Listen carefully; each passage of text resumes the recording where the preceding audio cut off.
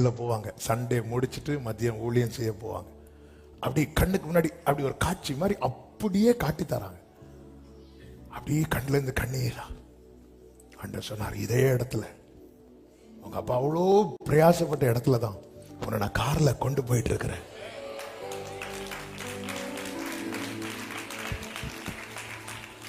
மறக்கவே கூடாது,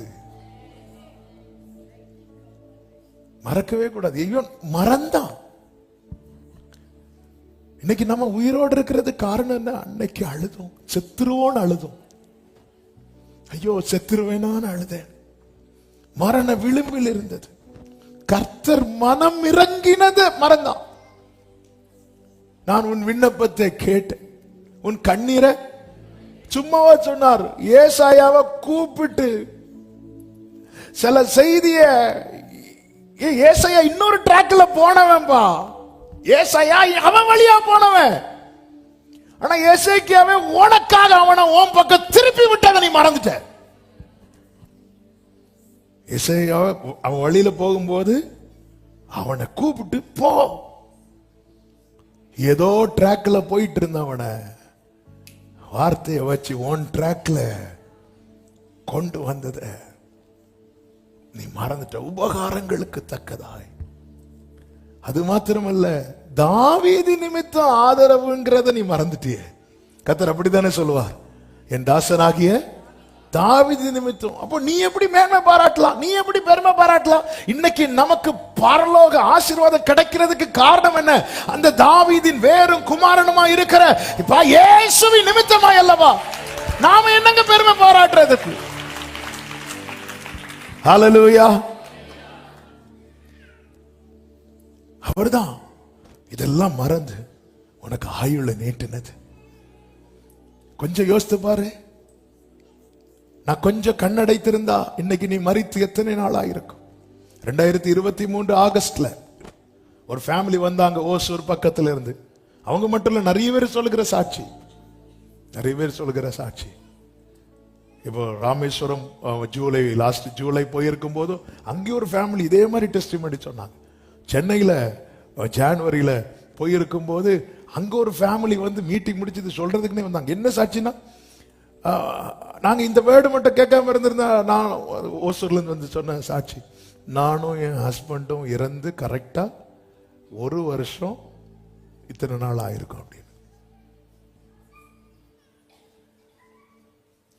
ராமேஸ்வரத்தில் ஒரு சகோதரி, ஒரு பிள்ளை, ஒரு சின்ன பையன் வாரான்.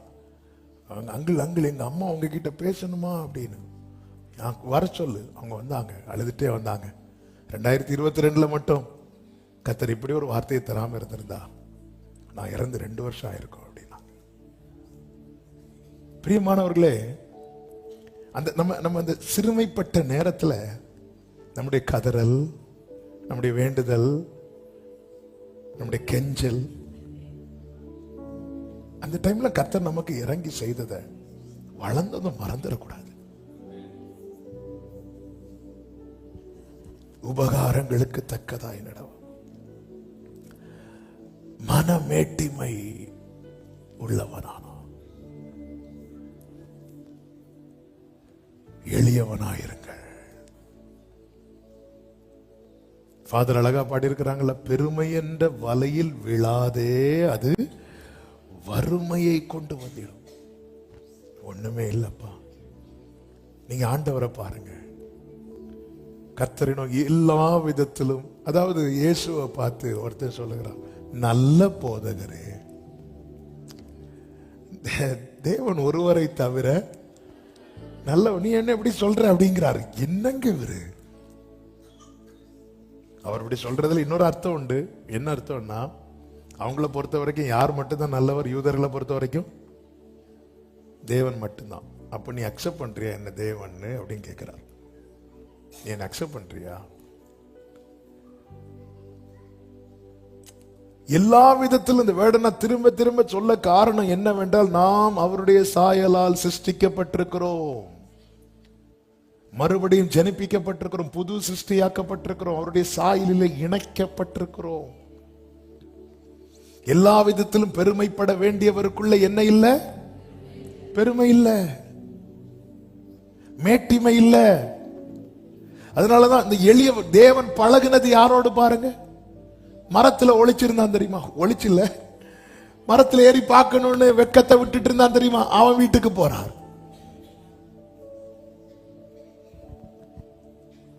எல்லாரும் சுத்தி நிற்கும் போது ஒருத்தன் காலில் விழுந்து என் மகா என் மகா என் மகளை காப்பாத்துங்கன்னு அவன் வீட்டுக்கு போறார். இந்த வெக்கத்தை விட்டு ஆண்டவர்கிட்ட இருக்கிறாங்க தெரியுமாங்க, அவங்கள ஆண்டவருக்கு ரொம்ப பிடிக்கும். அப்படி ஒரு நபர் தான் ஆபிரகாம். அதை நான் சொல்லி ஜெபிக்க விரும்புகிறேன். ஆதியாகமம் 18வது அதிகாரத்தை எடுத்துக் கொள்ளுங்கள்.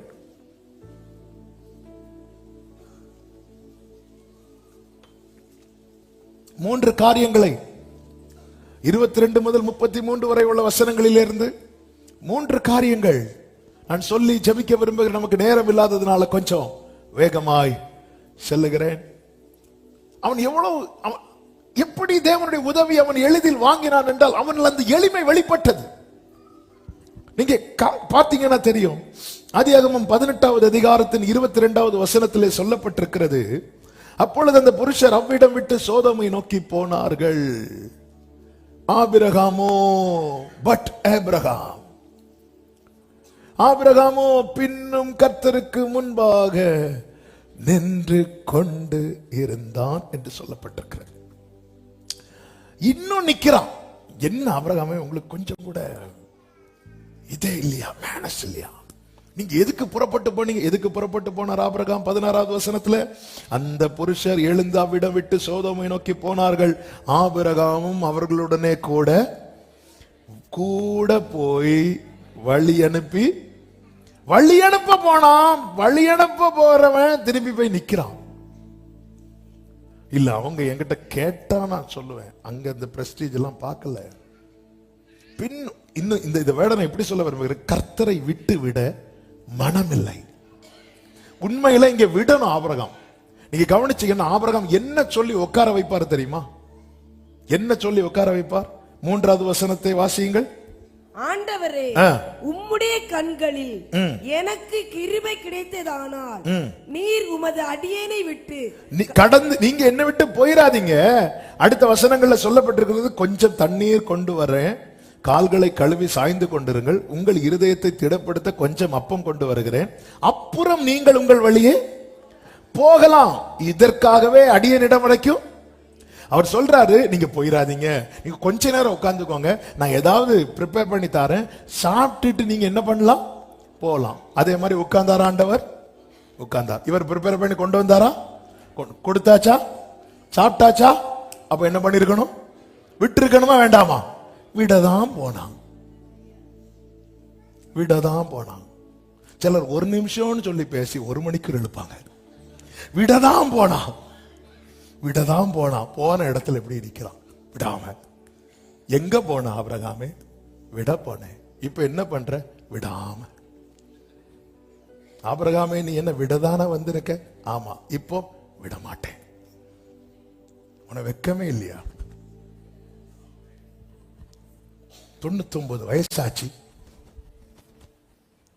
எனக்கு விட மனசுல. இவன் தான் எளியவன். ஹல்லேலூயா. எனக்கு விட மனசுல.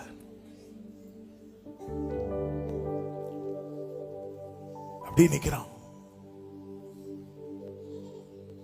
ஆபிரகாமே, உற்பவ கால திட்டத்துல உனக்கு ஒரு குமாரனை தருவேன்னு சொல்லிட்டேன், விடு. இப்படி நின்னா பேர பிள்ளவர் இப்படிதான் நிப்பான். இதே மாதிரி ஒருத்தன் விடாம விடுத்தான். யாரு? யாக்கோபு. அது இன்னும் கொஞ்சம் கூட ஆழமா இருக்கும் பாருங்க. கர்த்தர் அவனை காயப்படுத்தினார். ஆதியாகமம் 32:25 கர்த்தர் அவனுடைய தொடைச்சந்தை தொட்டார், அதனால் யாக்கோபுடைய தொடைச்சந்து சுளுக்கிற்று. அதை நான் எப்படி சொல்லுகிறேன்? காயப்படுத்தினார். அப்படியாவது இவன் என்ன விடுவான். ஆனால் யாக்கோபோ, நான் போக விட மாட்டேன். அதாவது எளியவன் யார் தெரியுமாங்க? அவரால் காயம் ஏற்பட்டாலும் அவரை விடாம பிடிச்சிருக்கிறான் தெரியுமா?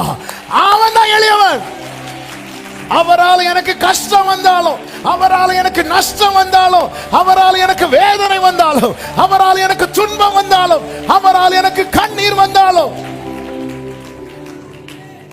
ஹல்லேலூயா, அவன்தான் பின்னும் ஆபிரகாம். இதுதாங்க ஆண்டவர் நம்ம கிட்ட எதிர்பார்க்கிறார். இதுதான் எதிர்பார்க்கிறார்.